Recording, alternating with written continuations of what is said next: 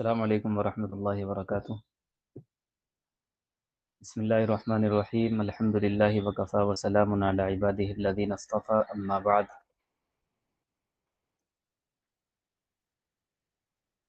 آج کا ہمارا ٹاپک ہے صدقۃ الفطر،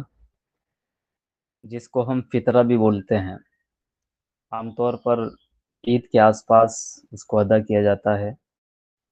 کچھ لوگ رمضان المبارک کے مہینے میں اس کو ادا کر دیتے ہیں۔ تو صدقۃ الفطر کے تعلق سے کچھ سوالات ذہن میں آتے ہیں کہ صدقۃ الفطر کب واجب ہوا، کن لوگوں پر واجب ہے، کن لوگوں کو دیا جاتا ہے، اس کے مستحقین کون کون لوگ ہیں، اور کتنا دیا جاتا ہے۔ تو یہ چند سوالات ہیں صدقۃ الفطر کے تعلق سے، فطرے کے تعلق سے۔ آج انہی سوالات کے اعتبار سے انشاءاللہ گفتگو کی جائے گی۔ صدقۃ الفطر واجب ہوا ہے مدینہ منورہ میں جب آپ علیہ الصلاۃ والسلام ہجرت کر کے چلے گئے، تو دوسرے سال جب روزے فرض ہوئے تو اسی سال صدقۃ الفطر بھی واجب ہوا۔ صدقۃ الفطر واجب کیوں ہوا؟ تو جناب محمد الرسول اللہ صلی اللہ علیہ وسلم نے ابو داؤد شریف کی روایت ہے، اس میں اللہ کے نبی نے اس کی حکمت بیان کی ہے کہ صدقۃ الفطر واجب کیوں ہوا ہے۔ اس کی ایک وجہ تو یہ بیان کی کہ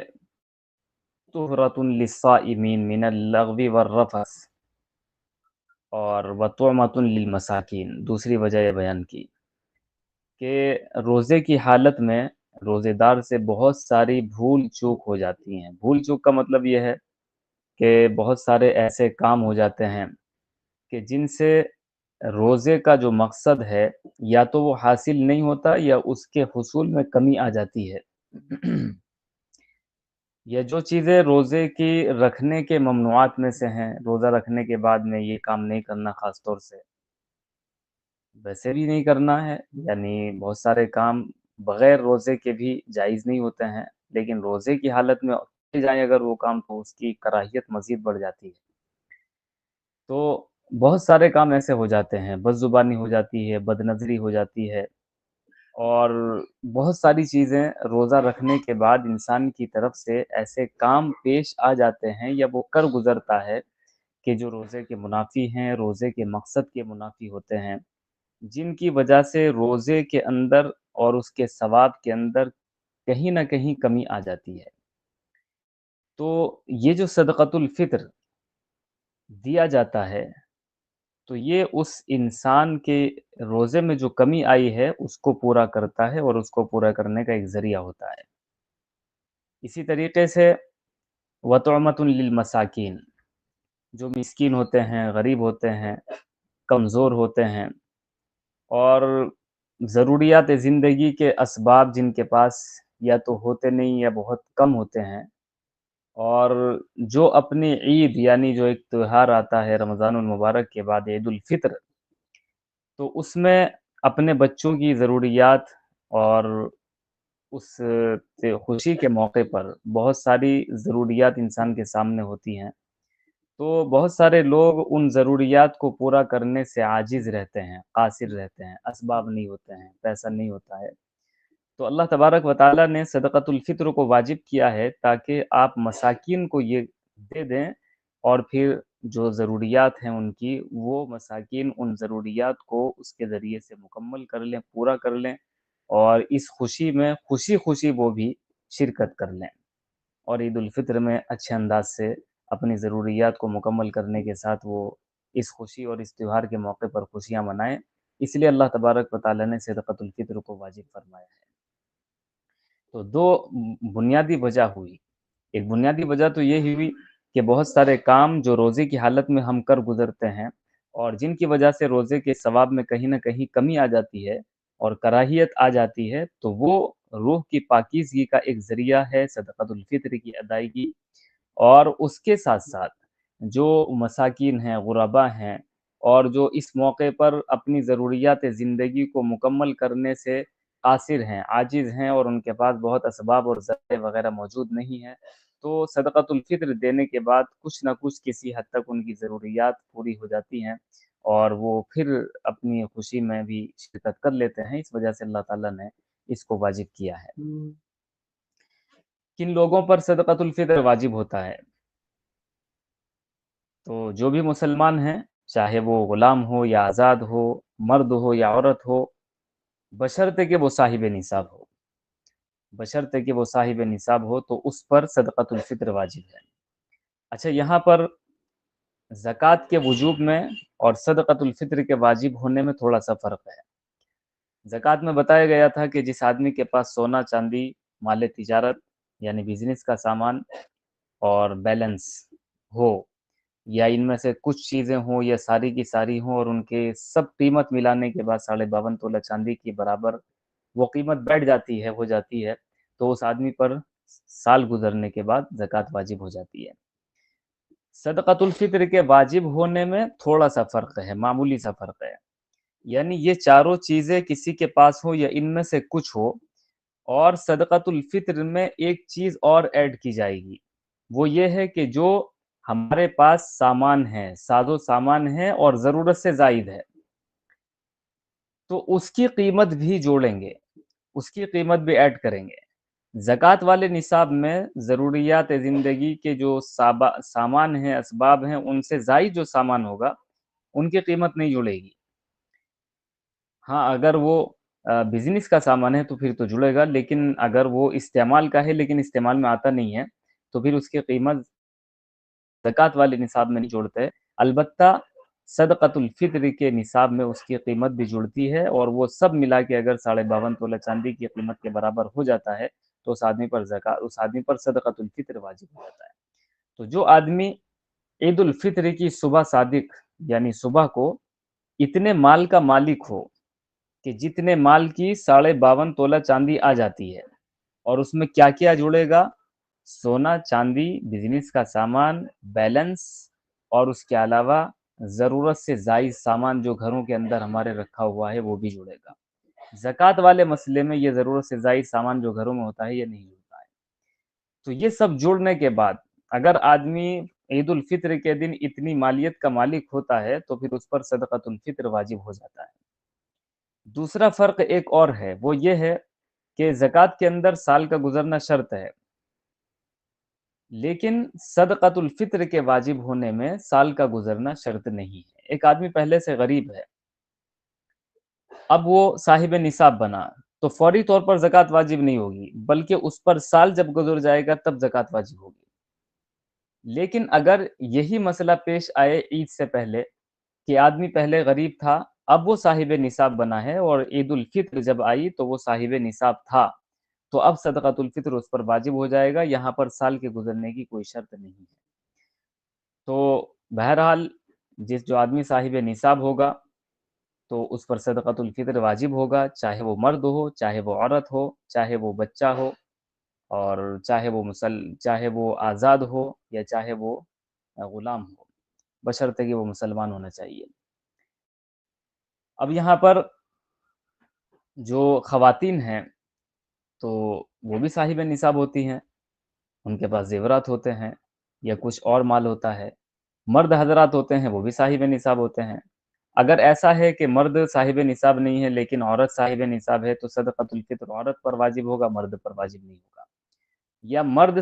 عورت صاحب نصاب نہیں ہے لیکن مرد صاحب نصاب ہے، تو جو بھی صاحب نصاب ہوگا یہ ایک ضابطہ آپ یاد رکھیں، اس پر صدقۃ الفطر واجب ہوگا۔ رہا مسئلہ بچوں کا، بچے نابالغ بھی ہوتے ہیں، بالغ بھی ہوتے ہیں۔ اگر آدمی خود صاحب نصاب ہے مرد، اور اس کے جو بچے نابالغ ہیں تو وہ بھی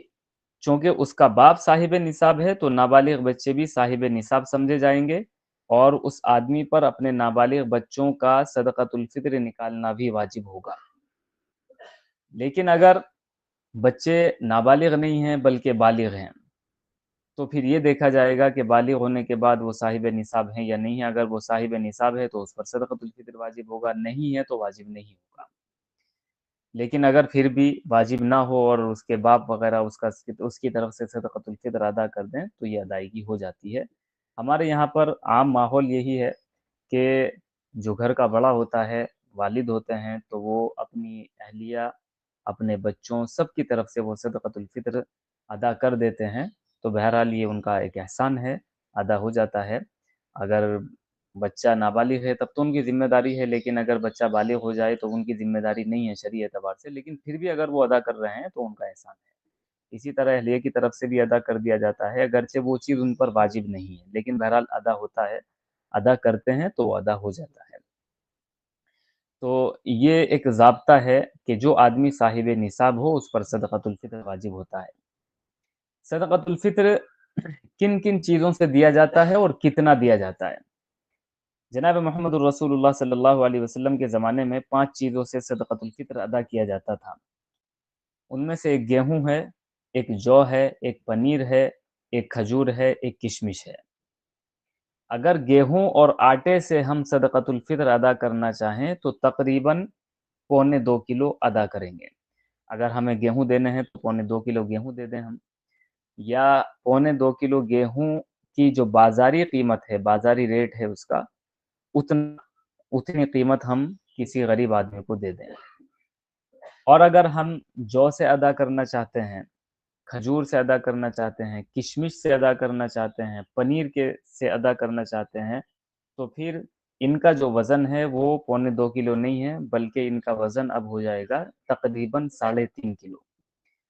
3.5 کلو جو، 3.5 کلو کھجور، 3.5 کلو کشمش، 3.5 کلو پنیر، یا تو دے دیں یہی چیز، یا یہ کہ ان کی جو بازار میں قیمت آتی ہے، کھجور کی قیمت اگر آپ دینا چاہتے ہیں تو متوسط درجے کی جو کھجور ہے اس کی قیمت آپ لگا لیں، 3.5 کلو کھجور کتنے کی آتی ہے، 3.5 کلو پنیر کتنے کا آتا ہے، 3.5 کلو کشمش متوسط درجے کی میڈیم کلاس کی جو آتی ہے وہ کتنے کی آتی ہے، اتنے روپے ایک صدقۃ الفطر ہوگا اور اتنا ہم دے سکتے ہیں۔ تو اس میں یہ ہے کہ آدمی اپنی حیثیت کے اعتبار سے دیکھے کہ میں کون سا صدقۃ الفطر ادا کر سکتا ہوں۔ اگر بہت زیادہ وسعت نہیں ہے تو گیہوں کے ذریعے سے ادا کر سکتے ہیں، 50-60 روپے کا ہوتا ہے، الگ الگ ملکوں، الگ الگ علاقے کے اعتبار سے ریٹ الگ الگ ہوتا ہے، تو اس کے حساب سے الگ ہوگا، لیکن بہرحال یہ سب سے کم قیمت ہوتی ہے۔ اور اگر اللہ تعالیٰ نے مزید اور دیا ہے تو جو کے ذریعے سے دے سکتے ہیں، اس کی قیمت تھوڑی زیادہ ہوتی ہے، کھجور کے ذریعے سے دے سکتے ہیں، اللہ تعالیٰ نے اور مزید نوازا ہے تو کشمش کا ریٹ چونکہ اور زیادہ ہوتا ہے تو کشمش کے حساب سے انسان کو دینا چاہیے۔ لیکن ایک ماحول ہمارے یہاں یہ چلا ہوا ہے کہ ہر آدمی بس گیہوں کے حساب سے ادا کرتا ہے، 50-60 روپے ادا کر دیتا ہے،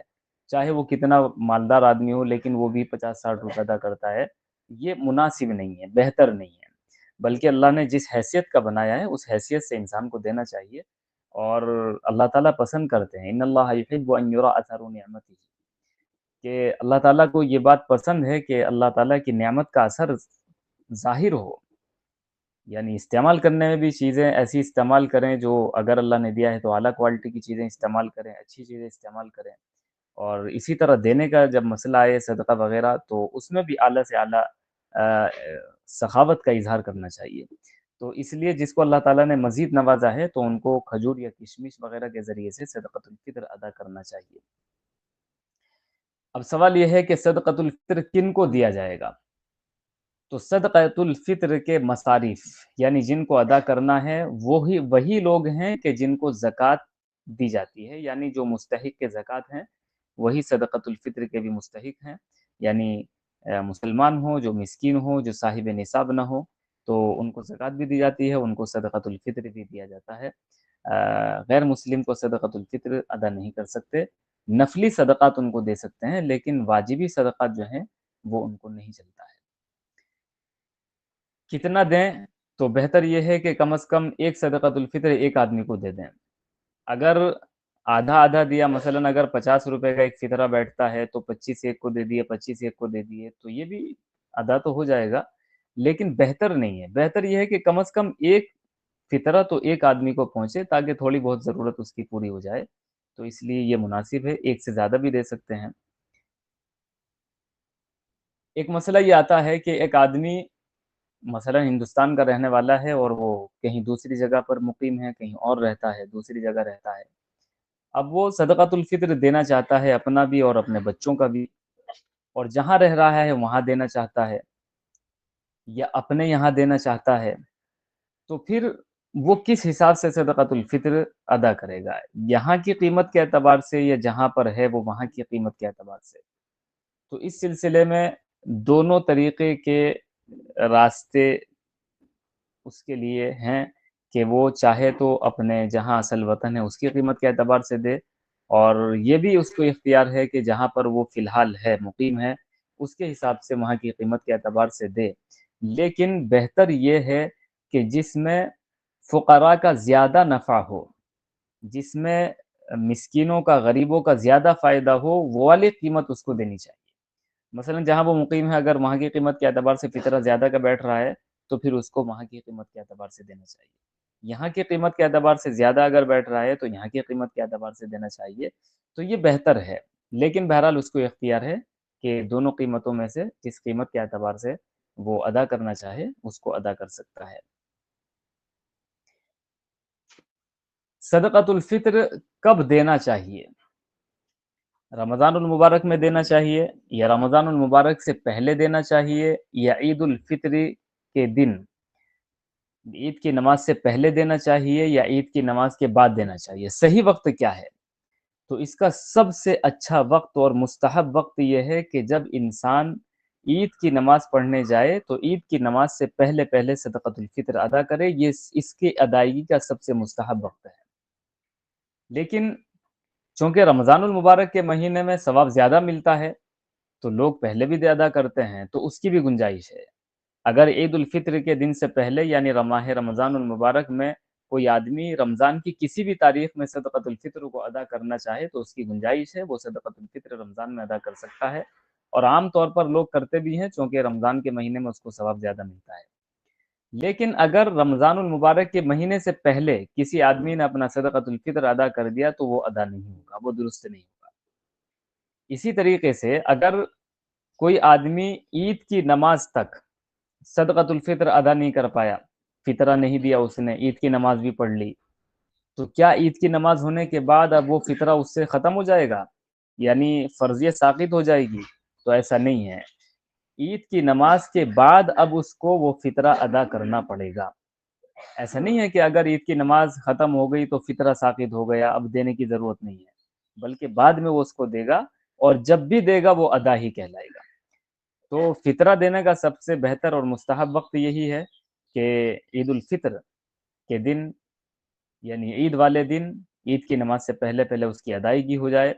اور اگر کوئی انسان رمضان المبارک کے مہینے میں دینا چاہے تو بھی ادا کر سکتا ہے، اس کی بھی گنجائش ہے، لیکن ماہ رمضان سے پہلے اگر کوئی آدمی دینا چاہے گا تو پھر وہ درست نہیں ہوگا۔ اور اگر کسی آدمی نے تاخیر کر دی اور فطرہ ادا نہیں کیا اور عید الفطر کی نماز ادا کر لی، اور اس کے بعد میں پھر اس کی یاد آیا یا وہ مجبوری تھی یا کسی وجہ سے وہ بھول گیا تھا، تو اب اس کو چاہیے کہ وہ عید کی نماز کے بعد اپنا فطرہ ادا کرے، عید کی نماز ہونے کی وجہ سے اس کے ذمے سے اس کا فطرہ ساقط نہیں ہوتا ہے۔